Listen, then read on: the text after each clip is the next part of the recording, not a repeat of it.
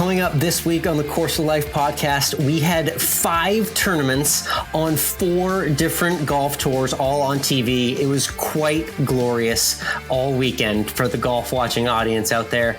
Plus, I notched not another, but 2 more W's. I am absolutely on fire. Hot. It's actually beyond jinx at this point. We've already talked about jinxing how hot I am, and I've stepped over that milestone. So it's insane. Let me put it this way. The rest of the team has given up going to the other end of the dugout. The announcers in the booth don't care anymore. They're talking about it openly. It's happened. What was that? The highlights from the Yankees Red Sox or something like that? That's not. Yeah, we'll get to that too. We'll get to that. Plus the NBA bubble as well. Basketball with no fans. We'll hashtag always end with food, and we have 2 great guests as well on top of our PGA Championship talk. First, she's a quarantine trick artist from London, Emily Sayers, a really, really funny chat there. And also we have Tony Clark, a great teacher in the game, who's the founder of our friends at PlaneSwing Golf, Mike. And we talk about PlaneSwing every single week here at the top of the show. And this is something that you and I need, because swing plane and swinging on plane is consistency that you and I just quite simply don't have in our golf game. Yeah, it's all about if I play more and practice more, especially with the right technique that I could get from PlaneSwing, if I did it, I would use them, and I know I'd be better. Absolutely. I know I would. Again, it's PlaneSwing.com. They have the power slider that comes with each PlaneSwing. This is a tool that's used by Bryson DeChambeau, Dustin Johnson. We talk about exactly what those guys are doing with PlaneSwing in the interview as well. So again, our friends at PlaneSwing.com. Check them out on your revolutionary path to better shots and lower scores. Again, that is PlaneSwing.com.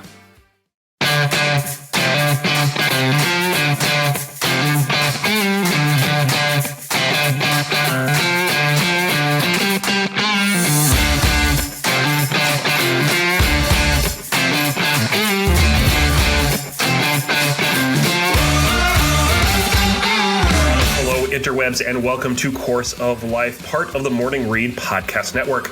We are proud to be presented by our friends at Desert Fox Golf, Groove It Golf, and PlaneSwing. I'm Michael. He's Alex. Alex, it was a golf utopia this weekend. A bonanza. With 5 tournaments over 4 different tours. Everyone was back. The PGA Tour itself celebrated with 2 tournaments. Let's start with the big one in Memphis, the WGC FedEx St. Jude Invitational, because it included the crowning of a new number 1, Jon Rahm, no longer number 1 in the world. Yeah, that was quick. Do you remember the Jon Rahm is number 1 era? It was a very fast one. I remember us saying he only needs to do this and be here for another 15 years, and we could talk about him in the same way that we talk about Tiger. Yeah, and so unfortunately, he's going to have to start that streak again, because Justin Thomas overtook his world number 1 ranking with an impressive win on Sunday. Again, like I mentioned at the top, I had him as one of my picks on Twitter at Course of Life 1. He was 12-1 and one of the favorites going in. He's been playing some solid golf, hovering around, had that close loss to Morikawa at Muirfield. Been playing really consistently since then, and just some clutch scrambling from him, getting up and down, most notably on the 72nd hole to win by a couple more shots. Brooks immediately hits it in the water on the 72nd hole, and that was it. JT got the win. So do we think JT's return to number 1 in the world is because he had one of the best caddies in the business on the bag? Yes. Bones. How about the awkward scenes with Bones winning, caddying on the bag for Justin Thomas, playing alongside Phil Mickelson, who he previously caddied for decades. Quite a jilted ex-lover moment there for Phil as he watches his old caddy go and win with someone who is younger and stronger and better in every single way. You have to think that there were some interesting thoughts running through Phil's head on Sunday, watching Bones on the winning bag there. No envy at all, right? No, it's kind of like, is this the same thing as when Steve Williams won without Tiger Woods? Right, with Adam Scott, correct. Good reference there to our book club with Hank Haney's book as well too. An interesting, really scorned lover win there. Shout out to Bones hopping on JT's bag, getting the win. JT 1.8 million richer with that WGC win. Obviously, some great momentum for him heading into the first major. So that was an interesting storyline for sure. Yeah. Got to also shout out Bryson, because though he wasn't in contention much at all, Another awkward rules confrontation where Bryson DeChambeau felt the need to ask for relief from his ball, which he tried to claim was in a fire ant hole. Spoilers, he did not get relief. He was just really overblowing the whole thing. Just another weird whiny baby moment from Beefy Bryson. This is Matt Kuchar, my ball is in a divot. Territory. It is, isn't it? Yes. How soon we forget. Yeah, you're right. These guys, they refuse to play out of anything, huh? Unbelievable. Little adversity, you miss a fairway one time, right? Oh my goodness. It's just hilarious. It just hit the ball, Bryson. Hit the ball. And then the 72nd hole, he tried to drive the 18th green, I believe. It was something like a 371-yard carry over a slew of trees and a massive water hazard. He came up about 45 yards short. Just some really strange moments of immaturity from Bryson DeChambeau. Yet again, we can't deny that he's entertaining, but he is certainly polarizing with his behavior. So another interesting one for Bryson, but JT getting the win ultimately. Yes, indeed. Let's talk about that other tournament that was going on as well during the week out there in Tahoe. It was the Barracuda. Very scenic. And two things of note. Let's start with why you are so white hot freaking when it comes to hell. who to pick. Once again, you had picked winner, but you got to pick two winners this week because Troy Merritt had JT. Yeah. And then Troy Merritt was the Sunday leader. He was mic'd up. I had Richie Rowensky at about 30-1, which I also tweeted out on Wednesday at Course of Life 1. I was kind of actually rooting for Troy Merritt because I saw that he was mic'd up on Sunday, and I was really excited about that. This was a cool opportunity where Golf Channel actually got to mic up the leader of a tournament on Sunday on the PGA Tour, something we've never seen before. I was watching Merritt, and all of a sudden I saw Rowensky creeping up the leaderboard, and I reminded myself, I was like, oh, yeah, I picked Richie, too, because he finished T3 last week. Is he going to get this done? And then he makes a miraculous birdie at the 18th. Merritt comes up to 18. His birdie putt falls short. And all of a sudden, I was a double winner, chicken dinner on Sunday. So 2 winners on the PGA Tour for my white hot Twitter picks, again, at Course of Life 1. And just a wonderful finish to my money-filled Sunday. The money train rolls on.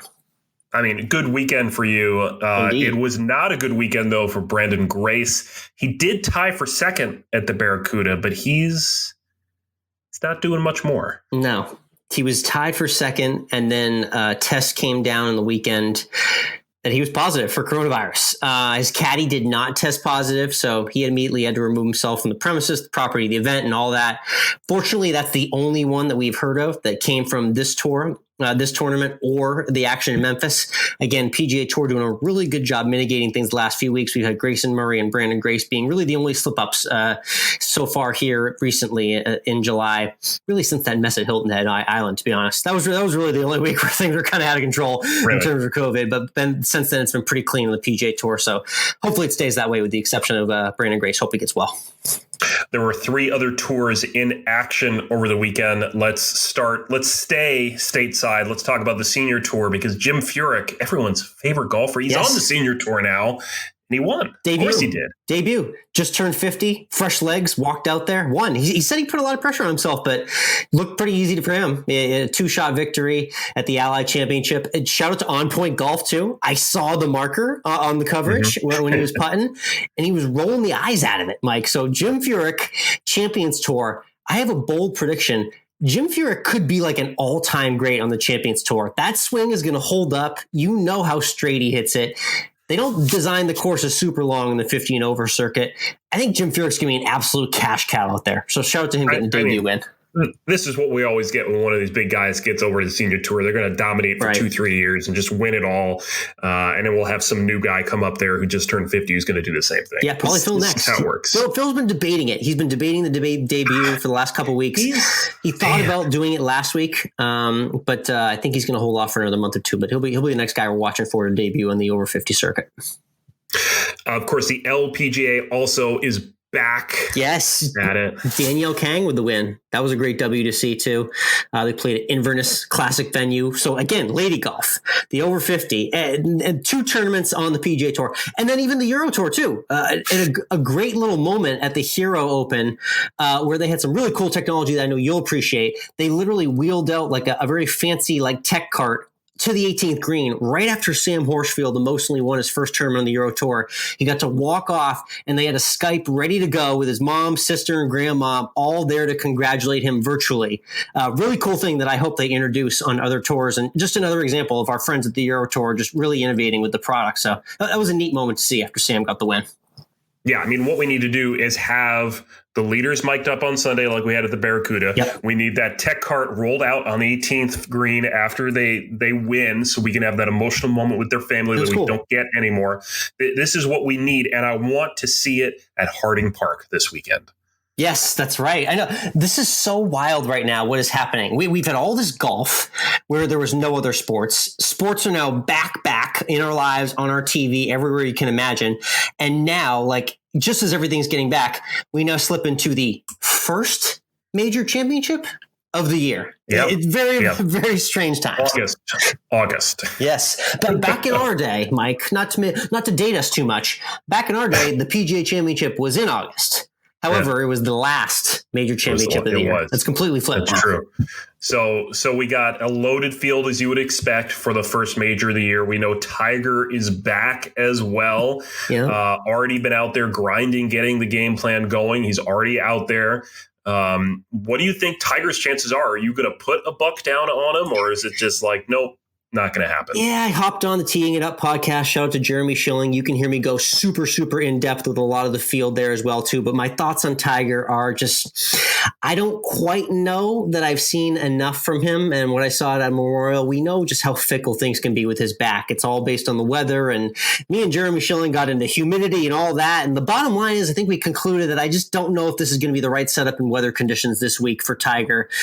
He's got a little history here. He won a 2005 WGC here, actually beat John Daly in a playoff. Talk about a throwback memory there from 05. But he's 35-1 odds to win. So that tells you the odds makers don't see him as a super, super deep threat come the weekend. So again, I think I like him to make the weekend, but not a whole lot more. I think you're going to see somewhat of a performance that looks like what you saw at Memorial in terms of his performance on the leaderboard. So let's talk too about all the other big names out there. Let's talk about the current and the previous world number one, Justin Thomas. Yeah. Which I think I'm sorry. I just don't think you can count on a guy to win 2 weeks in a row in this game anymore. Especially when that second week is a major, it's just not going to happen. I love Justin Thomas. I don't think he's going to win.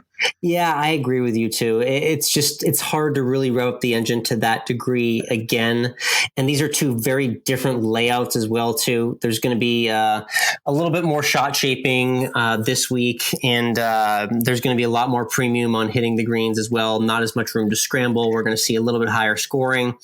So I don't know if I could back Justin Thomas a second week in a row. In terms of the favorites, Rahm, he's playing good, but the question is, can he keep his attitude together in major championships? Mm-hmm. Just out of that group of the guys who you'll see on your odd sheets all around 10 or 12-1, the guy I'm really looking at is Rory, and I'm going course familiarity. They did have, you remember that the match play has moved around a lot. Thankfully, it's landed in Austin, Texas, where I am. But before then, it was at Harding Park for 1 year in 2015, and Rory McIlroy absolutely rolled in that match play performance.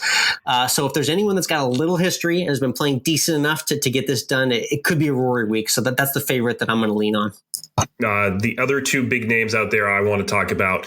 First is Bryson. I just feel like these last few weeks he's shown that he is inconsistent and cannot handle the pressure. I don't think he's going to – I think he may contend, but I think he won't be there come Sunday.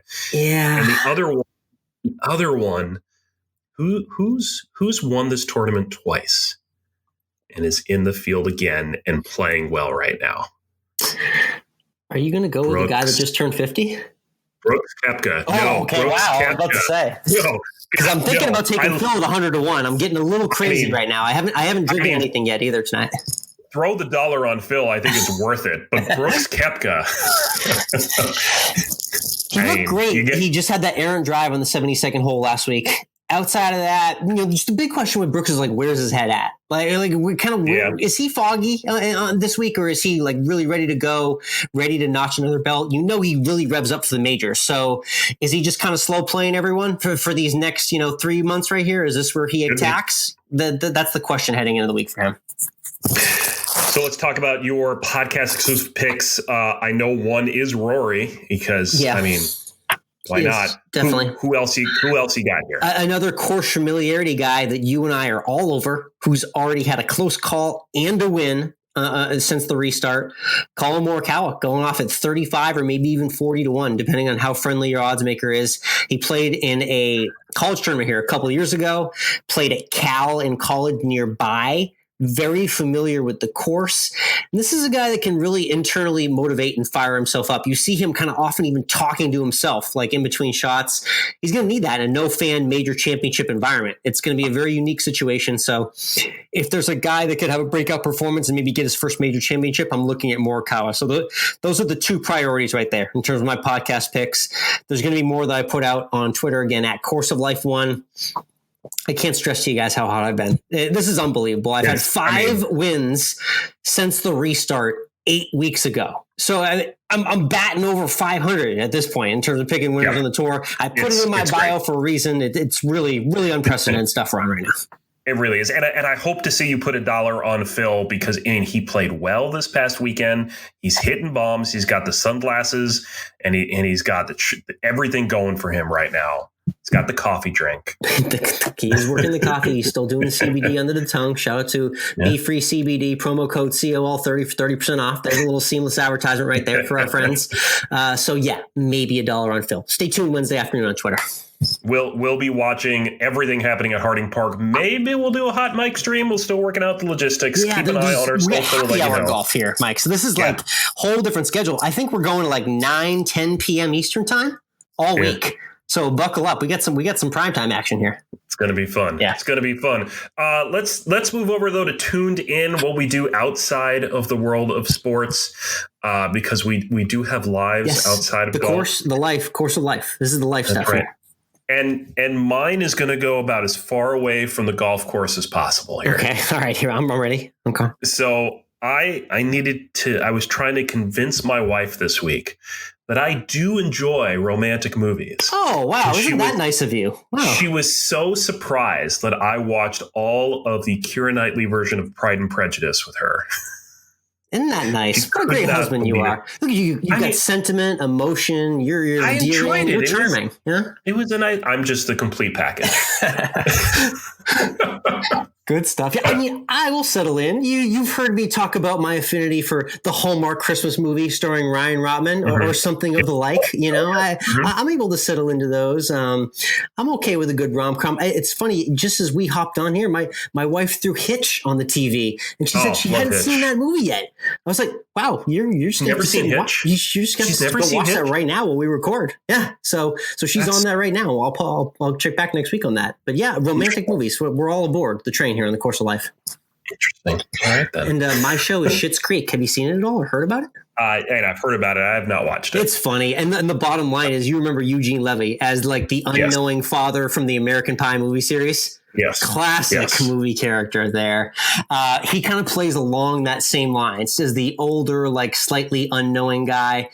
They were a very, very wealthy, successful family. They got all their assets seized and everything taken away from them. And they're in a cheap, dingy motel. And you can take it from there. It's a great comedy, 20-minute episode, super easy binge watch. I'm about a season in right now. I've just really been enjoying Eugene Levy, a guy I really haven't seen a lot of in terms of content-wise since American Pie. So he's back in my life and I've enjoyed that watch as well.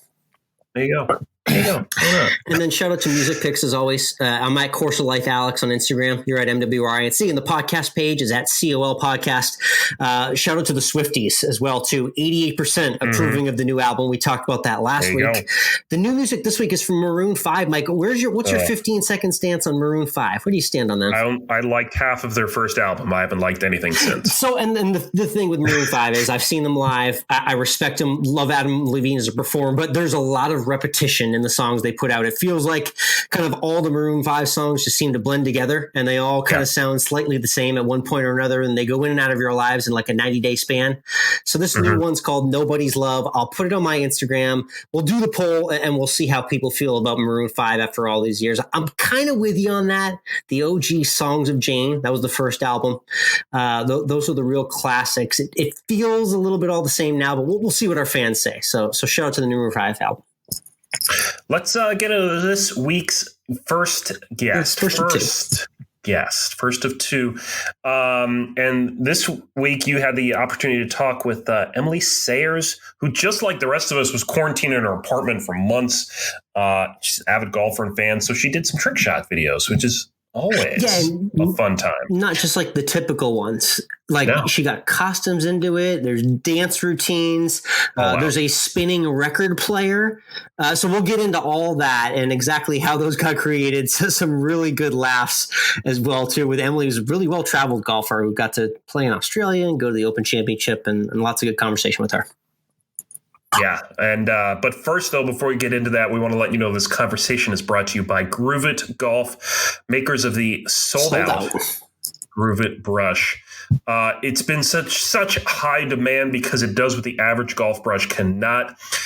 It has a built-in source of water or cleaning solution, so you can get it right onto the club. It's got magnets, so you can easily pop it off your bag and take it with you wherever you need to go across the fairway. And its brush has a 3-year bristle guarantee, so if you wear it out, cleaning your club, send it back, you'll get a free replacement. It's amazing reliability from our friends at Groove It.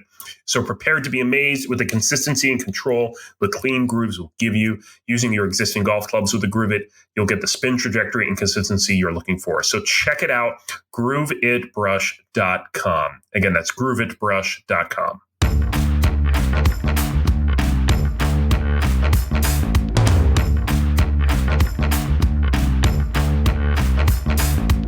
Next up on the tee from London, she says in her bio she's got freedom in the 21st century. And with that freedom, she's been extremely creative with her golf content and trick shots as well. It's Emily Sayers joining the Course of Life. Emily, how are you doing? Hi, I'm good. How are you? Oh, not too bad here in the U.S. I'm curious how it is in London. Admittedly, in the United States, we've made quite a mess of this whole coronavirus situation, but I can still play golf courses, just can't quite go to bars yet because they're not open. What's things like in London now?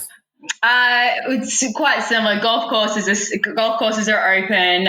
Some bars are. We're still relatively restricted, but it could be a lot worse. At least we're out and about, and some of us are starting to enjoy life again. So it's good.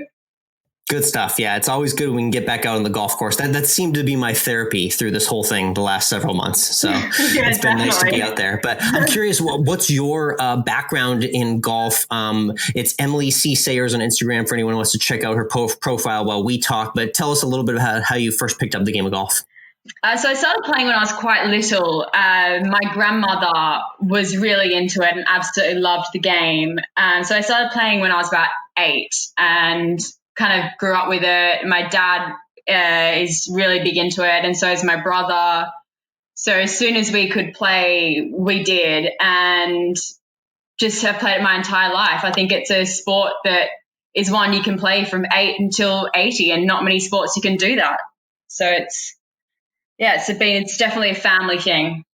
It's nice. It's great. It's great to see that it's part of your family. It's always been part of mine as well. I learned from my dad, who used to teach the game. So I definitely appreciate that. What's your game like out on the course? Are you kind of better around the greens? Or are you kind of more accuracy with driving and irons? Or if you had to choose a spot where you excel, where do you think it is? I love my driver. Sometimes it's love-hate, but I love it. And I love my 7-iron. Around the greens, I'm terrible. My putting can sometimes be atrocious, but I'm much better long game than I am short game, that's for sure. So if I improve my short game, maybe I'll be a better golfer.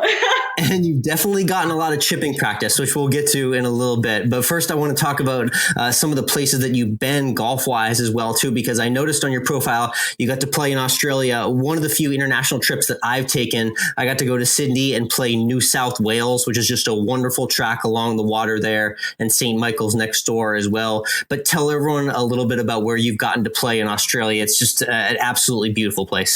Yeah, it is. It really is. So I grew up playing at Royal Sydney, which is a golf course in the eastern suburbs, and it's a beautiful course, albeit too many bunkers, but it's which I seem to find almost all of them. But I played there basically my entire life, and I wouldn't have wanted to play anywhere else. It's so beautiful. The greens are always in great condition. the Australian Open has been held there quite a few times, which has been great. So I've gone and watched them and just watched players like Adam Scott and Jason Day. It was just wonderful to see them playing at my home course. And now my parents have relocated to tropical far north Queensland, and I've been playing up there with Dad. When I go home, we play every day, 3:30. Different setup. There's a lot of water. Which I saw there's palm trees in Australia, something I did not know until I saw your picture from there. Yeah. There's a lot of palm trees, and there's actually a few crocodiles as well. Wow, very cool. Awesome. Yeah, no, I absolutely love my trip there. Have you gotten to play New South Wales before? That was the one notable course that I played when I was there. No, I haven't played there. I've also played at Eleanor, which is another wonderful course in New South Wales. Yeah. Very cool. Yeah, no, love Australian golf. Would love to get back there again someday. And then I have to mention, because I saw on your profile as well too, you got to go to the Open Championship, but not just any Open Championship. It was at the old course at St. Andrews in 2015. Talk about that experience of seeing quite literally the home of golf. I just moved to London, and I'd seen that the Open was being played, and I was like, it looks great. But the fact that it was being played at St. Andrews, I was like, I've got to go. Booked a ticket just by myself, went alone. I mean, I couldn't miss it. It was such a great opportunity while I was living over here. And there was a wind delay on the Saturday. But so there wasn't much play, but you could see Tiger practicing, Jason practicing, and they were just right there and then putting, and they're doing their chipping. So might not see them actually play, but to watch them practice was almost better. And being at St. Andrews, I mean, it was just wonderful, great experience. And you could see why, Scotland gets the reputation it's got. So it was great. Absolutely. You get the full gamut of weather there too at St. Andrews. You're always able to see every side of the forecast. Yeah, exactly. Very cool.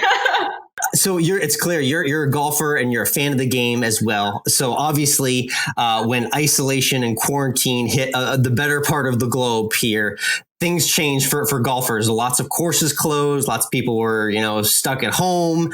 Golf, tournaments were removed from our television. So how was that at first for you? And when did you decide to maybe start golfing around the house? It kind of hit us, and we were like, what are we going to be doing now? How life is going to start changing? And so I was just practicing my chipping in the backyard. I thought, my short game's terrible, so I'll start doing something and trying to make use of my time. So I started chipping into buckets in the backyard and doing that repeatedly. And then I put it on my Instagram feed, and some people started to comment and say that they're enjoying it. And so I kind of did it more and more, and one thing led to the next. Absolutely, it did. And that's obviously how I found you. So you started off with kind of chipping into different targets, like you mentioned. But then I noticed at one point you started evolving into lots more. They became themed. There was costumes and all that. How did those kind of ideas come about after you got bored chipping to all the different targets? Yeah, well, I just started to play around with it. I was kind of more entertaining myself. So I was like, these are going to be long days ahead of me now. Let's set myself a really strange target, like chip up, 20 stairs into a small bucket and see how I go. And I think that took me 5 hours, but then that was the day gone.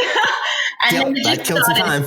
Yeah, it was. And then my mum said, well, hey, why don't you make a cake and chip into a cake? And I was like, you know what? That's a great idea.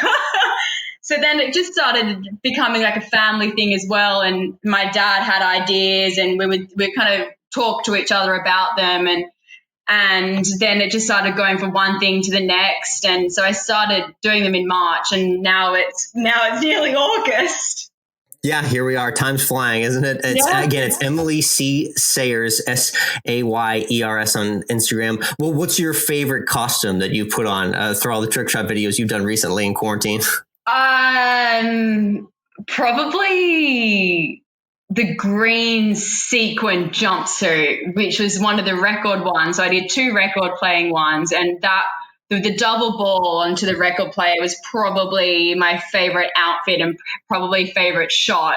That took 2 days, but I was just, when I succeeded, I was just so happy because, you know, sometimes they might work out an hour or sometimes it'll be 2 days, but it's quite fun working at something and having that, you know, it's been a real test of my patience. Yes, I can imagine. After take 475, hitting the same shot, you're definitely getting that wrist motion down with the chip shot, though. That's for sure. Yeah, exactly. Sorry to my housemates during the whole time as well. They just see me in the backyard, just constantly chipping. All right, I don't want to bring up too sore of a subject, but let's bring up one of your biggest enemies that I've noticed in these trick shot videos, which is the battle of you versus the wind. The wind. You've shown a lot of outtakes, which I appreciate. And I've noticed that the breeze has gotten the better of some of your setups. Just describe how much you hate the wind right now and what we're going to do to change that. The wind is probably the most annoying element. You can't control it. It's so pointless. It's so annoying. And I was like, why? Why is it doing this?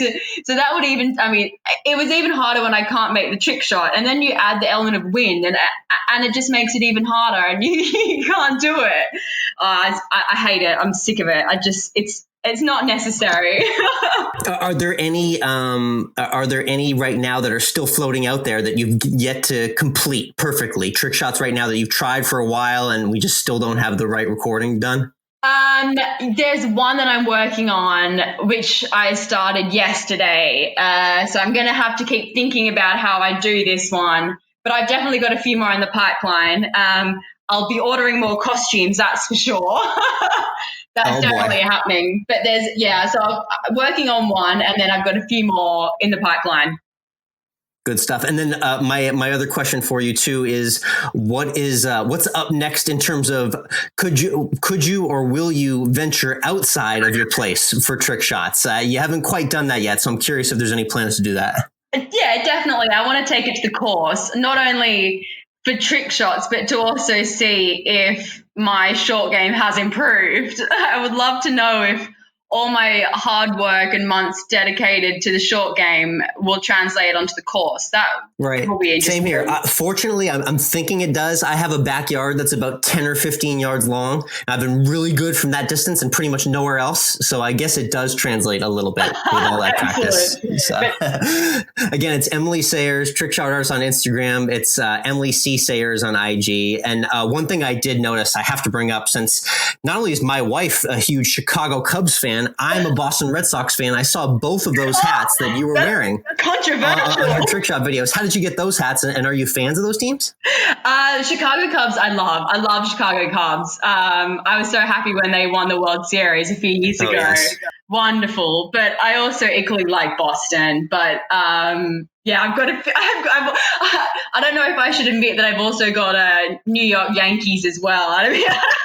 No, that's okay. You can pander to the United States audience and just put on whatever sporting cap you want, and we'll all eat it up over here. It's all good. Excellent. A couple more things I wanted to ask you in terms of your game on the golf course. Any highlight hole-in-one or best shot you've hit on the course that you like to share with our audience? I have never hit a hole in one. I would love to. That is probably like the bucket list, if not like probably top three. I can't think of a golf. Oh, actually, maybe when I was about 12 years old, and it was on the 9th hole, and it was between me and my brother for one of like the local tournaments, and it came down to the 9th because we were quite young. And I absolutely smoked my driver within a couple of feet between the pin. It was a short par 3, and beat him. And that was probably one of the happiest moments of my life, dare I say. He's never lived that down, has he? He's never forgotten that. We've got a very close relationship, close rivalry, but that will go down in the history. Divided family. Indeed, it did. And then our final question we love to ask all our guests, and I know you'll appreciate it too. Here on the Course of Life podcast, we're okay at holes number 1 through 18, but we really thrive when it comes to the 19th hole. So I got to ask, when you finish a round of golf, what is like your go-to order for getting like a meal or a drink after you play? So at my golf club back in Australia, they're known for their meat pies and milkshakes. So always traditional, we get a meat pie, tomato sauce, and a chocolate milkshake. That's always the 19th.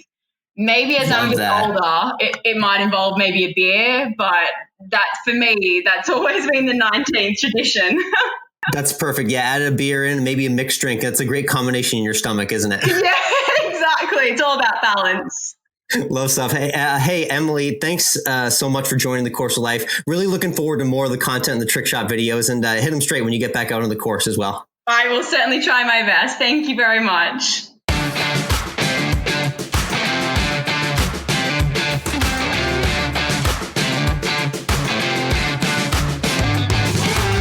That interview with Emily Sayers is thanks to our friends at Desert Fox Golf, the makers of the sold out phone We're caddy. Just part of the sellout club here. We sell everything out. I was going to say, didn't we just say let Groove It sold out? Now Desert Fox sold out. Yeah, I see a trend. Shout out to golf brands. If you're a golf brand, you're listening. I think you want to hop on board, right? I mean, part of it is that these are just amazing products. So the phone caddy is great because it's what you use to hold your phone in the golf cart. Yeah. Because where are you going to put it, Alex? You're going to put it in that little bin underneath? No, because it falls out super easily. You take one bump with that bin, gone. It's over. Gone. It's over. Gone. Yep. So instead, this is a phone holder. It mounts right onto that front pole of the golf cart with Velcro. Super easy. So you can keep your yardage and scoring apps at your fingertips. You can change music. You can answer calls and texts and more, all with the phone caddy. Is the most functional way to keep your phone safe and ready on the course at all times. Not only is the phone caddy a great gift for any golfer, it can be a great gift to give at golf events or buddies golf trips of all kinds. And the good news is it's going to be back later this week. It'll be in stock, and you can save 20% with the promo code Course of Life. Choose one of any different color combinations they have and make it your own. Again, use promo code Course of Life to save 20% at desertfoxgolf.com. Get your phone caddy back in stock this week. Again, desertfoxgolf.com.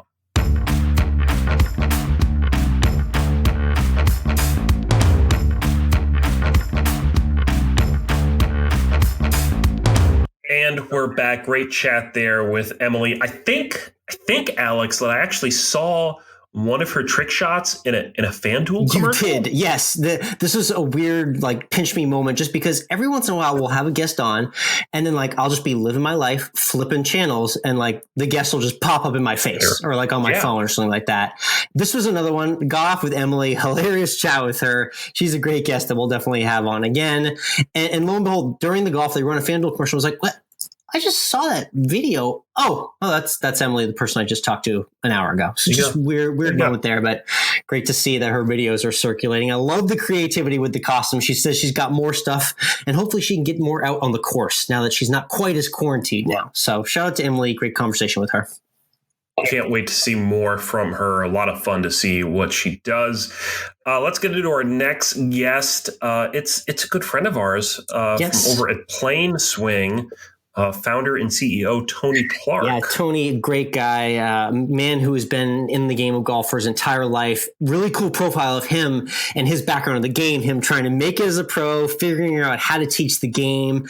The Shark Tank fans, the business lovers, the entrepreneurs are going to love this conversation because it's about a guy that had an idea, put repeated iterations into it, and then finally got to where he is with the PlaneSwing brand. We get into Bryson and how he's using the PlaneSwing, and Dustin Johnson, and a whole lot more. So very fascinating talk with Tony here. Let's get into that conversation right now. Tony Clark from PlaneSwing.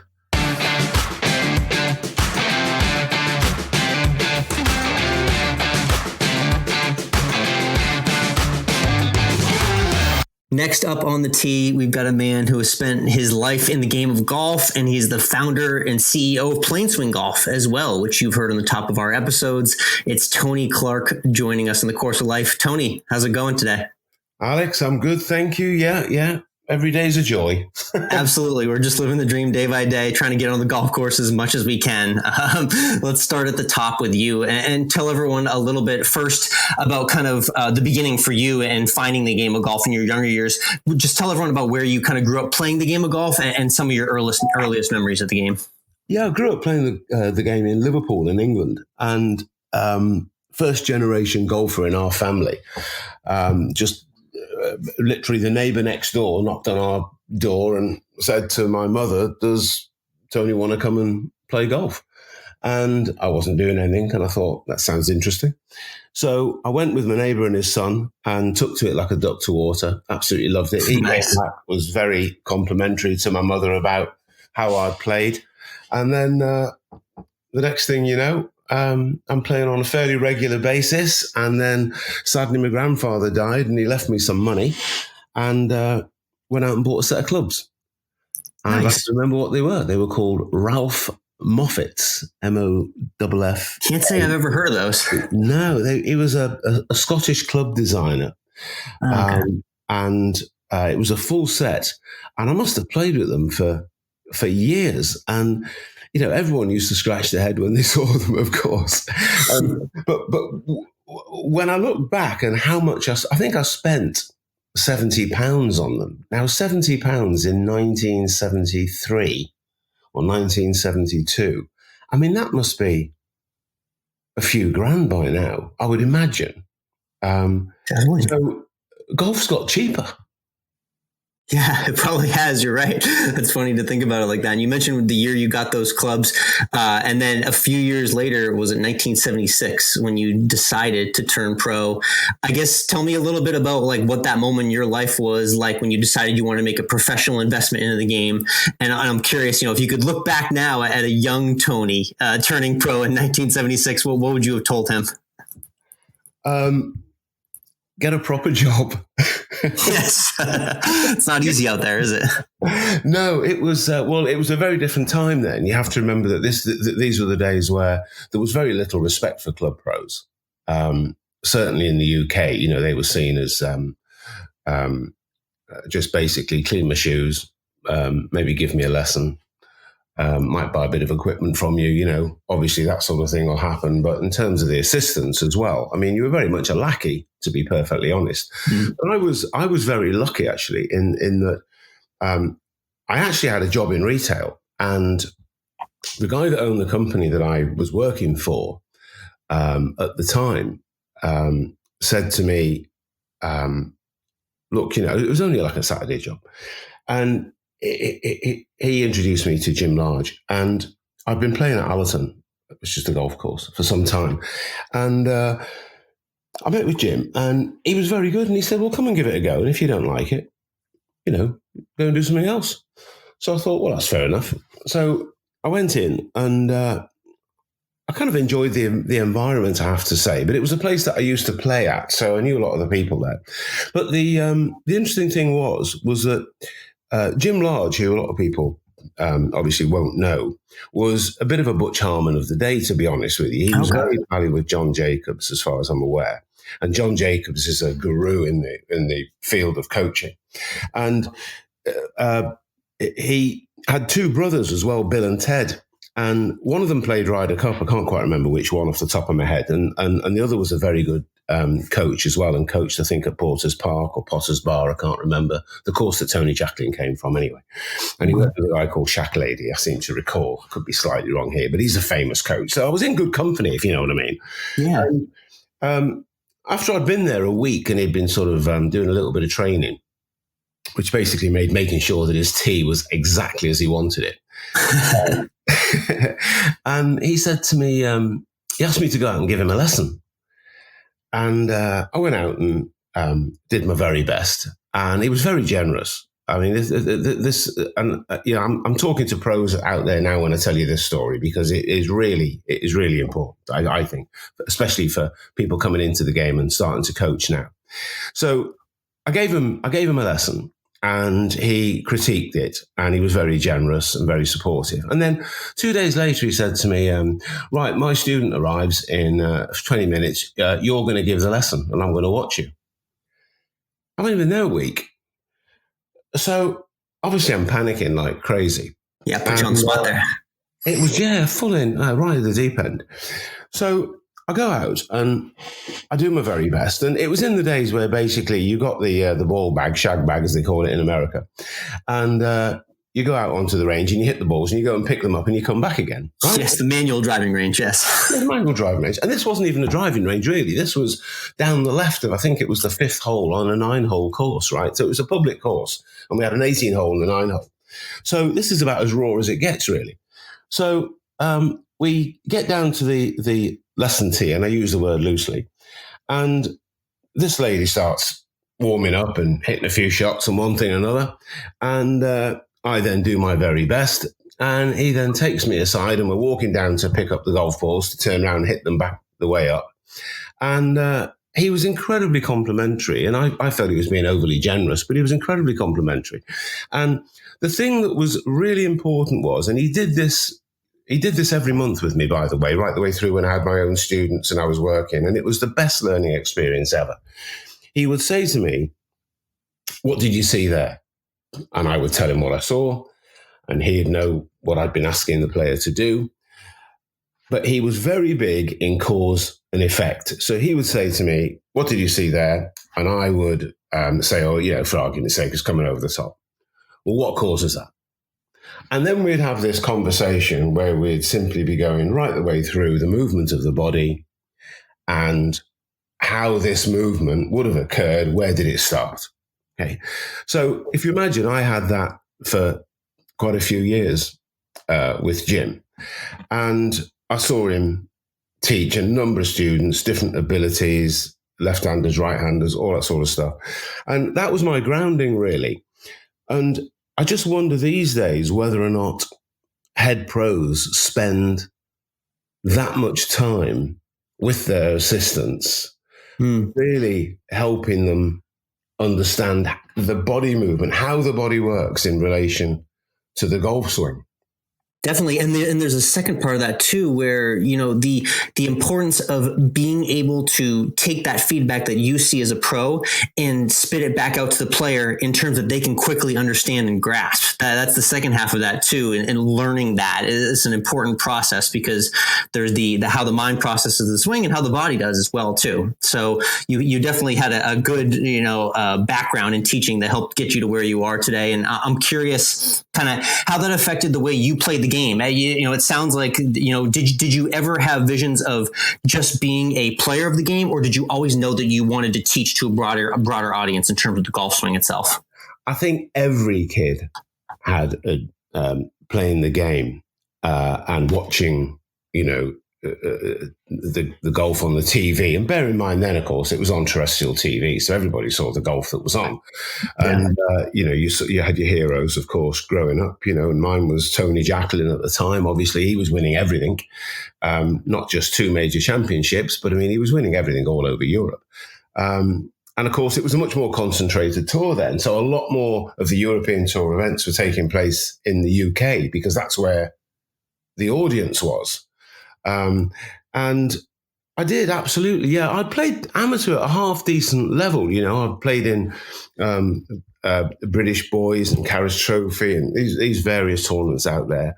And I think it was a bit of a learning curve because what you see when you're out there, and you mustn't delude yourself either. That is a real danger because you'll ultimately disappoint yourself and it'll just cost you an absolute fortune. But my mother was enormously supportive of me. She was driving me to all of these events and then kicking her heels for the thick end of 4.5 hours, before she'd sort of take me back again. It's not exactly a fast-moving sport, yeah. No, that's right. And she was just amazingly supportive.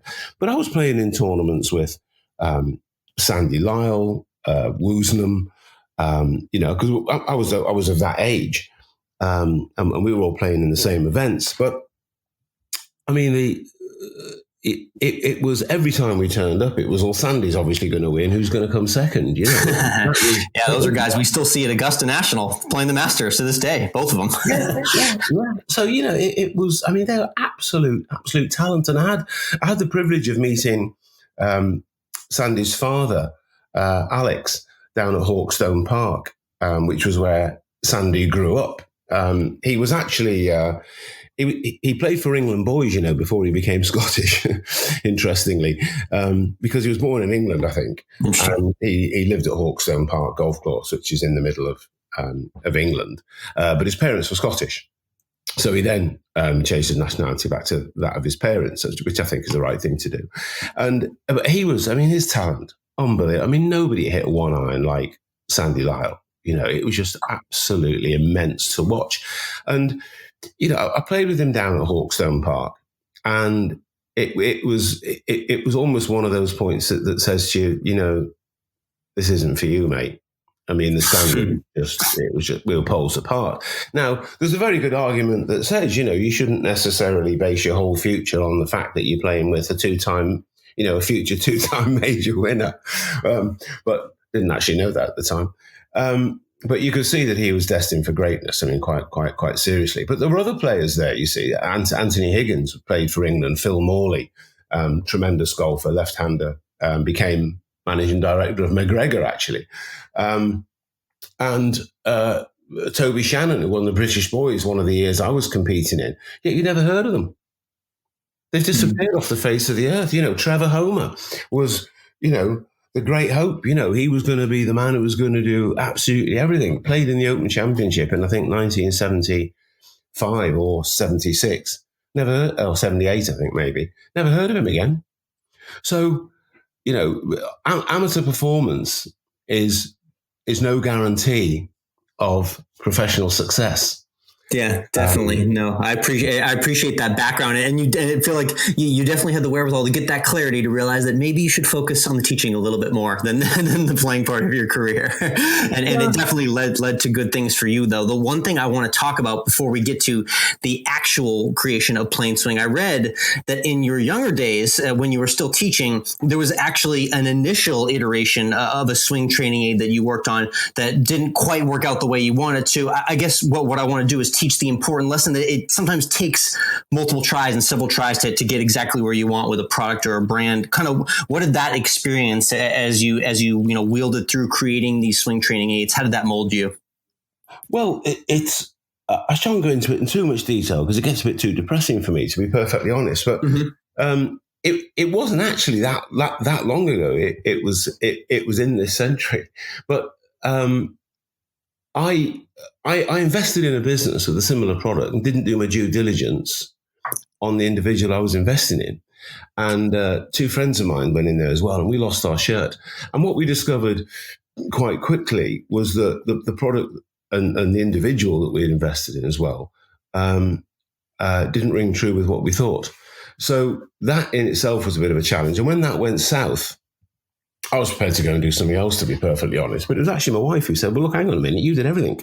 You sourced the manufacturer, you did all the marketing, et cetera, et cetera. You took it from nothing to a significant turnover per annum, 6 figures.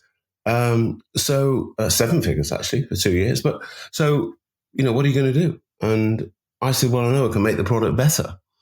So I got on a plane, went straight over to the manufacturer, made some significant changes to the product, and PlaneSwing was created. And I couldn't believe the name hadn't gone for a start. Can you believe that? Right, yeah. I thought Swing Plane, I just moved it around. I thought PlaneSwing. I thought, oh, wow. And then when I launched the junior one, I just changed the name. I put Play with an N, Play and Swing. So Play and Swing. So for kids.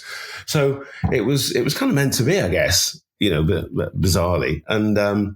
And I'd already bought a house in America. I bought a house in America in 2005 with a view to moving over here with the previous product. And then when that was all going sour, I thought, what's going to happen there? And then, of course, I launched PlaneSwing, and the market that it was taking off more than anywhere else was the States. So it just made perfect sense to base the business over here. And it was making such a difference interestingly enough, the previous product that I had, I started using what's called a power slider as the weighted club that swings around. Right. And the big difference is that the previous product, what that actually did was it was too heavy, and it took over and it created excessive forearm rotation and a flipping of the hands to impact. So I ended up selling 400 of my power sliders to my old customers in about 5-6 years. So they were using my old product my new product on Interesting. my old product.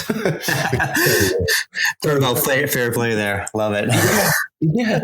So that was that. So the product was created, and I didn't market it too heavily. Really, I did a bit online, a bit of stuff in magazines and various things. But almost immediately, Darren Clark bought one. Just literally came up on the site, Darren Clark, Ryder Cup legend, Open champion. You didn't reach out to him. You had no contact with him at all. He just innately found the site. No, not at all. It just came through. Very cool. Yeah, I saw his name. I saw it was going to Northern Ireland. And Interesting. He's since bought one for his place in the Bahamas as well, actually, which I shipped down to Miami, and it went across to his place over there. But he absolutely loves it. Of course, he's gone on to the seniors tour, you see, so he was really looking at something to help his flexibility and make sure. And he suffers like everybody else. He suffers from taking it on the inside. The tour players have exactly the same problems as the amateurs, just not to such a degree, but they still have to sort it out, Definitely. Yeah. And the PlaneSwing works for, like we've mentioned when we speak about PlaneSwing all the time, it's for all golfers, from beginners to major champions. We'll get into a couple of them shortly as well, too. But I want to talk about kind of one of the tenets and a thing that's kind of a very controversial sentence for a lot of our amateur golfers that are listening. And the idea that golf necessarily, it isn't as hard as everyone would like you to believe, and PlaneSwing and what it does to create repetition in a swing. I'm your typical amateur golfer where, if something feels half right in a golf swing, I'll write a little note down on it. But besides doing that, what am I doing to actually keep that swing in practice over and over again? So talk about repetition and muscle memory as it pertains to the product itself, and why that makes the game easier for people. Well, I'm not a scientist, okay, and there are still things about how PlaneSwing works that I don't fully understand. I'll be perfectly honest with you. I love that. It's linked to neural pathways, you see, and that's obviously not my area of expertise. But I had a chat with a guy called Russ Scala, and if you have a look at my YouTube channel, which is youtube.com/PlaneSwing, that's simple, and you go on there, you'll see my interview with Russ, and actually, it was more of a conversation, actually, because the friends of ours brought us together in this studio just to have a little chat about golf. It was supposed to take about 5 minutes, and it took about 25. And it was absolutely fascinating listening to him, because he was telling me what PlaneSwing does, right? Which was, obviously quite interesting. And basically, he was talking about the almost the regrowing of neural pathways, and how regular use, repetition, does that. So it's not muscle memory, because muscles haven't got a memory. It's motor skill change, and how do you get that motor skill change? So he was talking to me about that in some detail, and like I say, it was I was glazing over, and it was going over my head a little bit, but nevertheless, it was fascinating. But something interesting happened. We went to the World Amateur Championships, which take place at Myrtle Beach. I don't know if you've heard of them. There's about 4,500 golfers, or there was when I used to go down there. 4,500 golfers playing 72 courses over 6 days, 5 days. Incredible. And we went on the range a couple of times, and it was okay, and people liked it, but they were a bit more focused about getting out and playing. And then we also had the expo in the evening, and we were at the expo in the evening, and people were getting on it. And all of the best results, the people that were coming in raving about it, were people that had tried it the night before. And Russ basically told me, well, that makes perfect sense, because you're sleeping on the movement. So I thought that was quite interesting. But that is, yeah. So basically, the way PlaneSwing works is just very, very simple.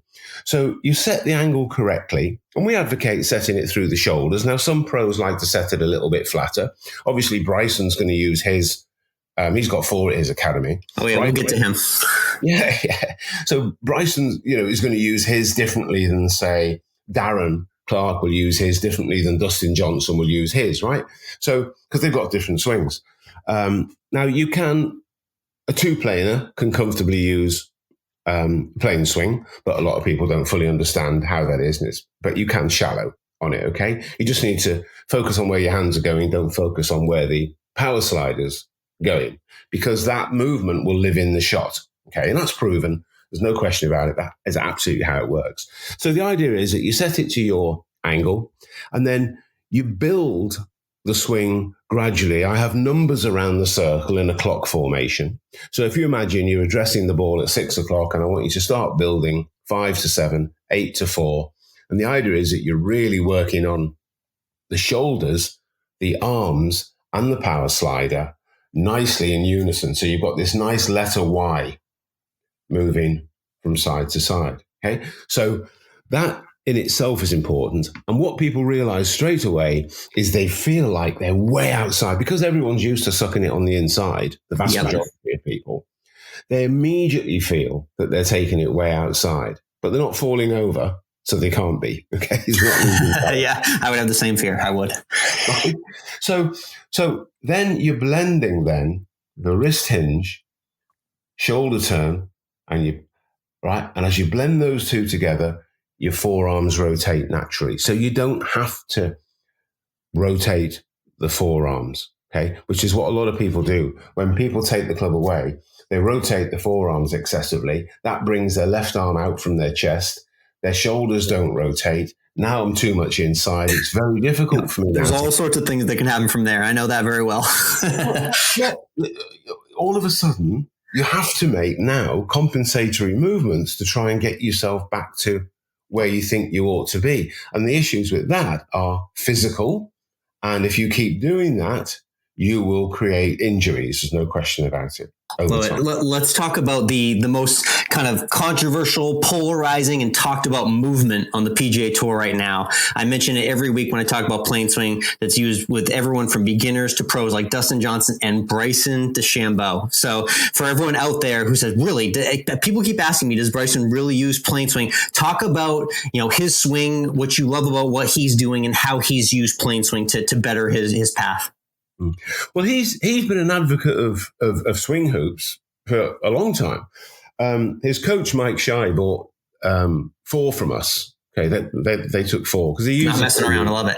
Yeah, well, he uses it in his coaching for kids, and Bryson he's on the lines of Mo Norman, isn't he? In terms of that's high praise too. It's it kind of compared to others, it can kind of look relatively awkward, but it's incredibly simple. Straight back, straight through. It's, people talk about all his clubs being the same length and everything. Of course, his driver's not the same length as his irons. But his is a very simple motion. So when you go to see Mike Shy, I would say there's no doubt that he'll be advocating single length clubs, and he'll be advocating that swing method. Now, if you then take DJ and you look at his swing, it looks far more fluid, I think is fair to say. You would think, looking at DJ, that he's a better athlete, a more natural athlete. And it's a more willowy motion. You look at, I do feel looking at Bryson's that there's far less moving parts, it seems. And you would think, therefore, that means that the margin for error is significantly narrowed. Would you not think? Oh yeah, it's amazing how straight and long he's. Everyone's focused on how long he's hitting the ball, but really, even Tiger said the other day in a press conference how amazed he is how straight he's hitting it in addition to the length. Yeah, I mean, to hit it that straight, that hard, to swing at it that hard, you have to be bang on plane. Which is why I have a lot of students come to me and they say to me, "I'm all right until I really try and hit it, and then it just goes." Slices. So I'm okay until I really try to hit it. Well, that's very simply explained. You're not on plane. So the harder you try to swing, the more it will accentuate any errors that you've got within your swing. That just makes sense. Yeah, and PlaneSwing definitely it tackles a lot of those issues for sure, and it really brings them to the forefront, which I appreciate. Tempo, tempo. That is the thing. You get inside of a PlaneSwing, do not swing it like you swing a golf club. That's not what it's designed for. It's not designed for you to hit balls either. The whole idea is that you're swinging inside of it, slow, extended movements. You're stretching the muscles gradually so that those muscles are being retrained in that movement. Are you with me? So, it's not an aggressive movement by any means. So I really do look at people when they're inside a PlaneSwing and you're swinging at a fraction of the speed, because the whole idea is I want you to engage your core and I want you to engage your bigger muscles. Because, you look at these boys out on tour, that's what's working. Their body is working very much that power. So that's I'm really strong on that with my students, and I'm strong on that with pros as well. That when they set up their inside a PlaneSwing, you should not take the power slider from the address position up to the top of the backswing in one movement. That's not what it's designed for. It's designed very much that you build that movement and you blend the wrist hinge and you blend the shoulder turn so that it's slowly stretching and increasing your physical abilities, increasing the rotation. So somebody who comes to me who's swinging, and let's say they're swinging at 75, 80 degree shoulder turn, I will have them get into 90 degree shoulder turn, but it will happen in 1 degree increments. Right? Yeah. Over time. Easy does it. Baby steps. Yeah. Baby step. Exactly that. Yeah. Love it. Again, it's planeswing.com. Everyone, you can do a quick Google search if you're listening on your phone or computer to see exactly what it looks like and what goes into the training. Check out the array of products, instructional video on there that you can watch for free. One thing I also want to talk about with PlaneSwing, what you're doing, not only have you gotten this out to golfers of all levels, but talk about what PlaneSwing is doing in disadvantaged communities as well, Tony.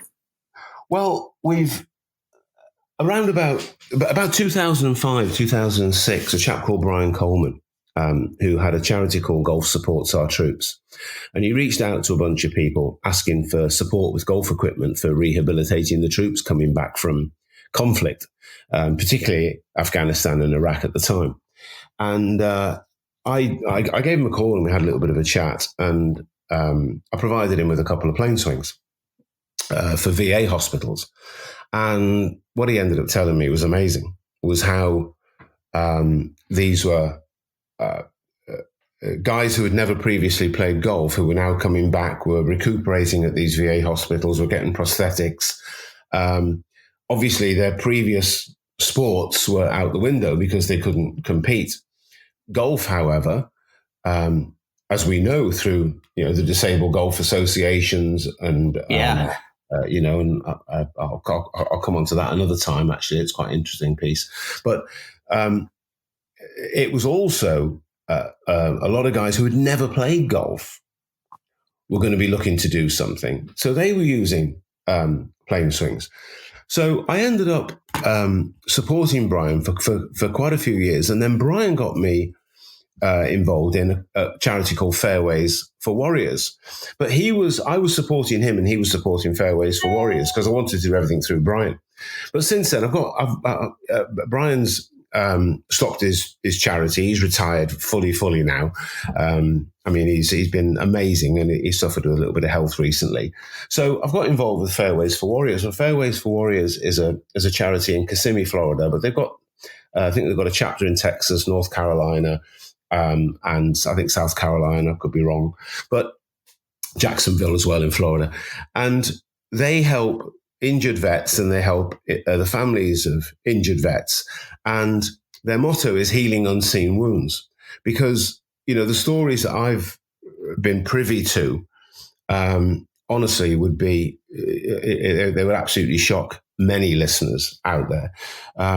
And I've been working with them, and the physical side is one thing, getting them to actually stand inside a PlaneSwing, swing, gain stability, bit of confidence, understand the movement, understand how they need to move to compensate for the left prosthetic or for the arm prosthetic or the hand prosthetic, whatever it might be. Yeah, it's a challenge. Yeah, that's a real challenge, and that's great. And there are a lot of golf pros out there, PGA pros out there, by the way, who are really qualified in this area and who are working with troops all over the US and the UK. And, hats off to them. They're doing a fantastic job. Definitely.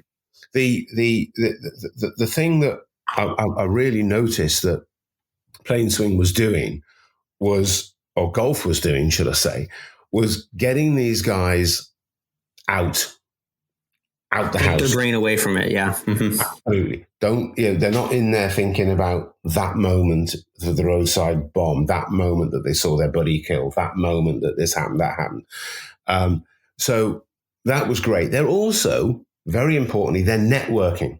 So they're networking with people that can help them, that can potentially give them employment, that can, give them some other avenue in their life. Because, they come back, they've been out on active service, they've been in the troops, they come home, and the wives are delighted to see them, I'm sure, but they also don't want them under their feet, It's like, get out, go and do something. So that's been really refreshing. And it's just a sad statistic that we've still got 20 plus veterans a day committing suicide. It's hard to believe. It is, yeah. I mean, what you're doing is admirable. And like you said, any sort of escape that you can create, not only get their mind focused on bettering themselves from a physical standpoint, but also mentally, that relief that they get from taking up the game. That's what we love doing here on the podcast too, is we're golfers at heart, but we love introducing non-golfers to the game too, and giving them different angles to how they can approach it. So again, it's Tony Clark with PlaneSwing Golf. Really appreciate you not only supporting us, but being a part of our family as well too. And we look forward to telling more stories about the PlaneSwing, and be sure to be on the lookout for seeing more of them. I know we'll be seeing more Bryson DeChambeau, so we'll be seeing more PlaneSwing as well. Thanks again, Tony. Great. Thank you, Alex. A real pleasure.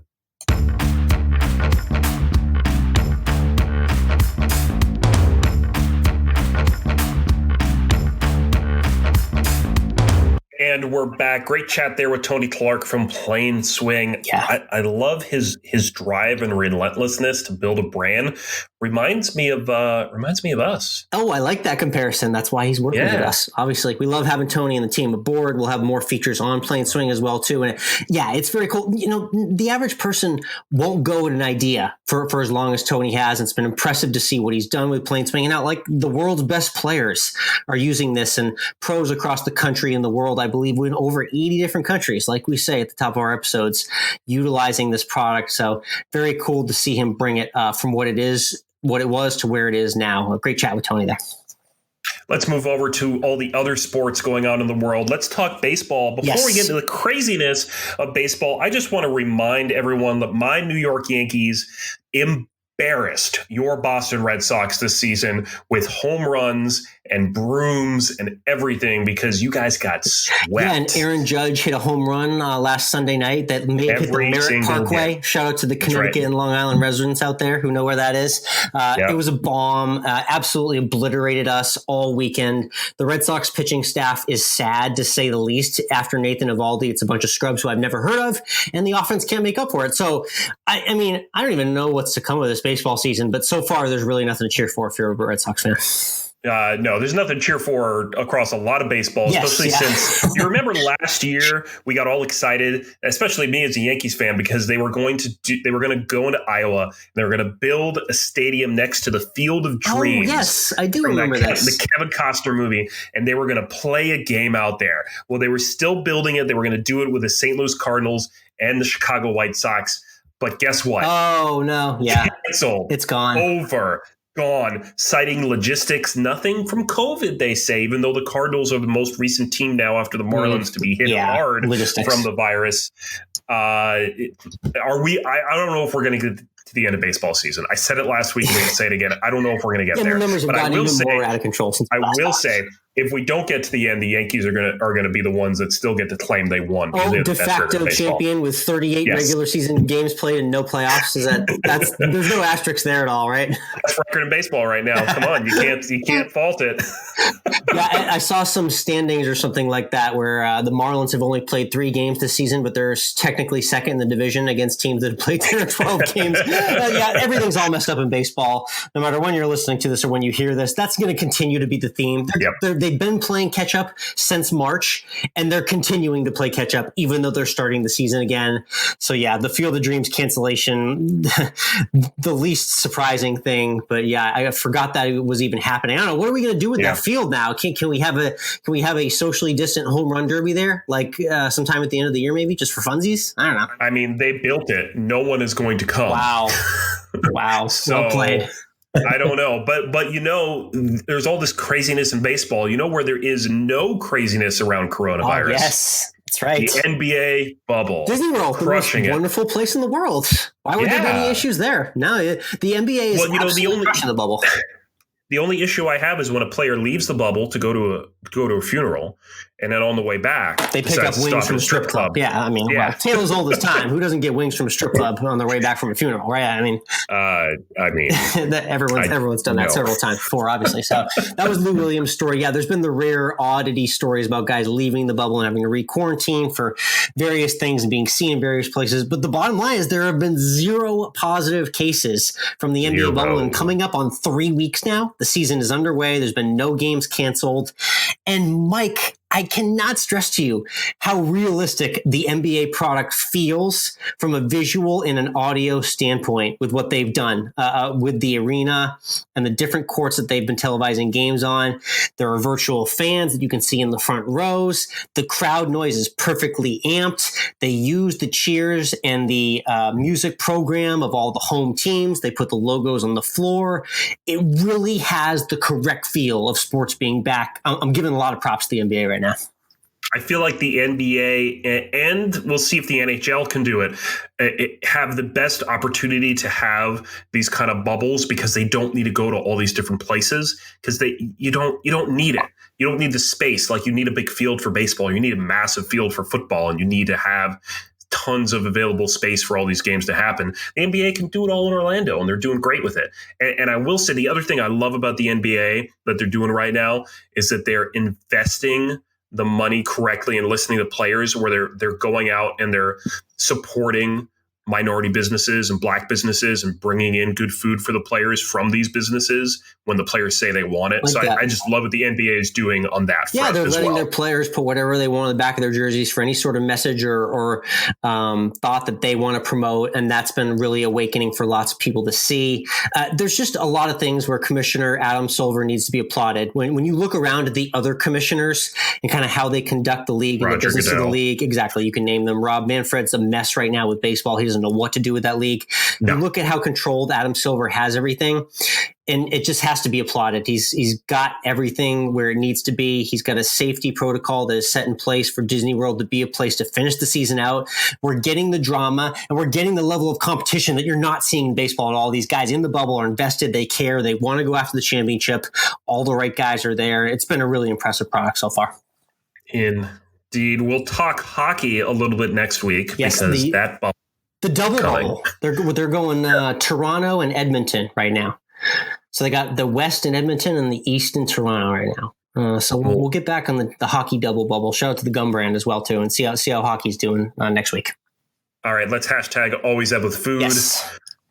Let's do it. I know you had Chinese for the first time in a while this past week, which I'm just surprised about. I have Chinese like every week and a half. So, okay. All right, cool. So yeah, I mean, I went very aggressive because I was just dying and I had a massive craving for crab rangoons. We always get an order, myself and my wife, but we were sitting there and I said, you know what? I'm feeling dangerous tonight. Let's go 2 orders of crab rangoons. Needless to say, we didn't finish 2 hours. It took us 2 tries, but it was amazing nonetheless. I'm curious where you stand. What are your go-to top 2 or 3 Chinese food appetizers? I have Rangoons as my one, but I'm curious what else falls high on your list. Rangoons is not my one. What's your one? It's not. Just dumplings. Oh, okay, fair enough. Good pan-fried dumplings. Gyoza, AKA pot stickers, AKA they have lots of names now. I'm sorry. It's dough and meat, and you dip it in a sauce. What could be bad? A great pork dumpling can go a long way as well, too. Yeah. I'm also going to take shrimp tempura off the board. That's one of my favorites as well, too. Interesting. A good fried shrimp stick. It is extremely artificial meat, and yes, it comes shaped in a stick, but it tastes unbelievable. So I'm going to give you one more, and I'm going back to the restaurant that we had in my hometown growing up, Silver Maple Restaurant, not there anymore. Fantastic Chinese food there. Was there, just really, really simple. You forget about it a lot. Pork spare ribs. Yeah, that's an OG, and it's mainly featured on the buffet. I feel like when I'm doing a non-buffet, I don't think to get pork spare ribs. When I go through the buffet, I always get 10. That neon red color is just... Oh, man. It's a special sign, isn't it? That's when you know you found some pure food. Yeah. Oh, yeah. Love it. Awesome. Again, the hashtag always end with food. Brought to you by Saucy. Promo code Course of Life. Get you $5 off your first delivery of beer, wine, liquor, snacks, and anything else when you're quarantined. So for Mike, I'm Alex. This has been another great episode of The Course of Life. Everyone have a good week, and we'll see you next week.